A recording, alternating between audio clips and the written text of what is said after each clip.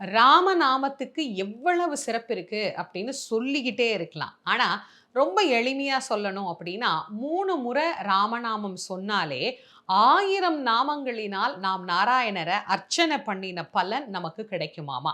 எப்படி அப்படின்னு தானே யோசிக்கிறீங்க? ராமா அப்படின்னு நாம சொல்றோம்ல, அந்த ராம நாமத்துக்கு ஒரு எண்ணிக்கை உண்டு.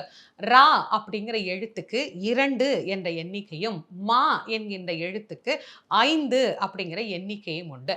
2 இன்டு 5 10.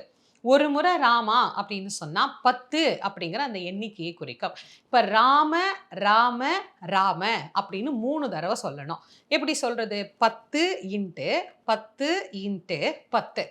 10 இன்டு 10 100. 100 இன்டு 10 1000. 1000 முறை மற்ற நாமங்களை சொல்லி நாராயணர வழிபாடு பண்ணினா என்ன பலனோ, அந்த பலன் 3 தரம் ராமா, ராமா, ராமா அப்படின்னு சொன்னா கிடைக்குமா.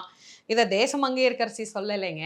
மிக அழகா விஷ்ணு சகஸ்ர நாமத்திலேயே நமக்கு சொல்லப்பட்டிருக்கிறது. ஸ்ரீராம ராம ராமேத்தி ரமே ராமே மனோரமே சகஸ்ரநாம தத்துல்யம் ராமநாம வரானனே அப்படின்னு நமக்கு சொல்லியிருக்கு.